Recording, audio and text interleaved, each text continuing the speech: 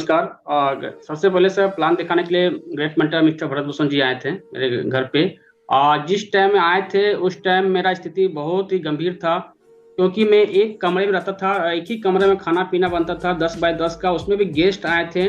और उस टाइम मेरे पिताजी एडमिट थे ब्रह्मानंद हॉस्पिटल में, पूरा लीवर फेल हो गया था और आईसीयू में थे।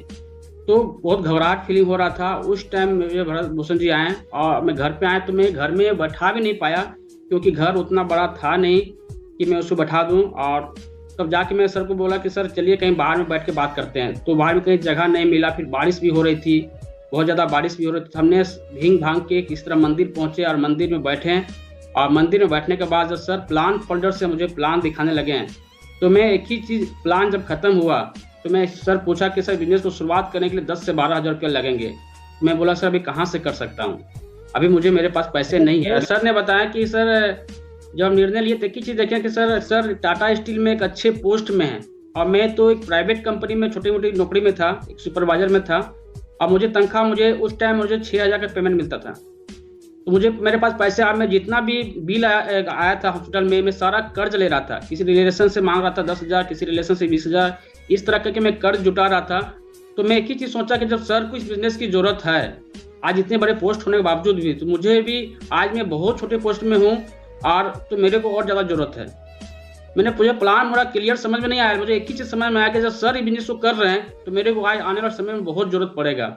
और मैंने महागुरु जी आपसे थर्ड पार्टी हुआ और आप उस टाइम थर्ड पार्टी मेरे सारा क्लियर किए। और मैं सर एक चीज़ बोले कि 3 लाख बिल आया वो आप दे रहे हो, अगर आप मान लो 3,10,000 बिल आता तो आप क्या करते हैं?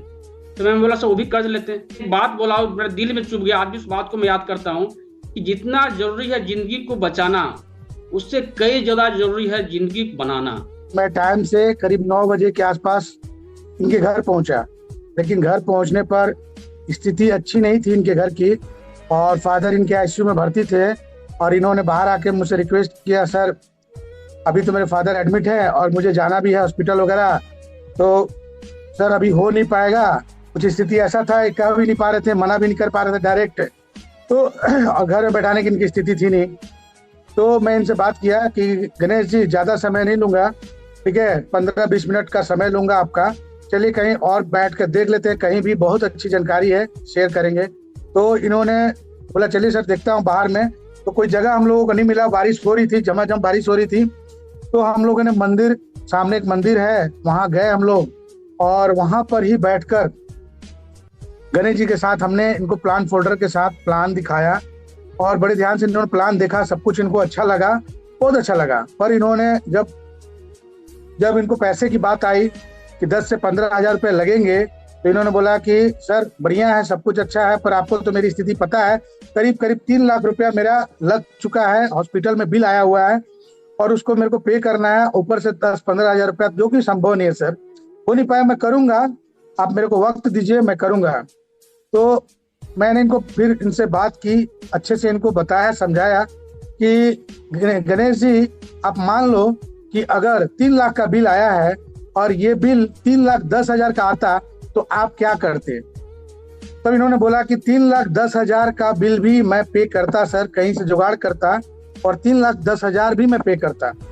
तो मैं इनको बताया कि देखो गणेश जी, ये 3 लाख तो मैं रिटर्न नहीं हो पाएगा आपका, लेकिन ये जो 10,000 आप एक्स्ट्रा लगा रहे हो ना, ये आपको भविष्य में बहुत काम आएगा। और ये जो 3 लाख लगा है ना, ये भी रिटर्न आएगा और यहाँ से बहुत बड़ा काम होगा, अगर इस चीज को आप समझ लेते हो। फिर इनको विस्तार से मैं फॉलोअप किया और अच्छे से बात किया, थर्ड पार्टी कराया, अपने महागुरु आसिम सर से भी बात को समझा और निर्णय लिया, और ऑन द स्पॉट इन्होंने डीडी दिया। और आज निर्णय लेने का नतीजा ये हुआ कि आज इतना बड़ा काम हो पाया। गुरुजी, अगर मैंने दया दिखा दिया होता, अगर मैंने इन पर तरस खा गया होता उस दिन कि इनके फादर आईसीयू में हैं, 3 लाख रुपया लग चुका है और 10,000 रुपया कहाँ से आएगा, तो आज इतना बड़ा काम नहीं हो पाता और मैं एक लीडर खो देता। तो गुरुजी, मैं यही कहना चाहता हूँ कि जिनके घर भी हम जाते हैं तो दया नहीं दिखाना है, क्योंकि दया दिखाकर उनको और हम गरीबी में झोंक रहे हैं, वहां से बड़ा काम नहीं कर पा रहे हैं, उनका उपकार नहीं कर पा रहे हैं।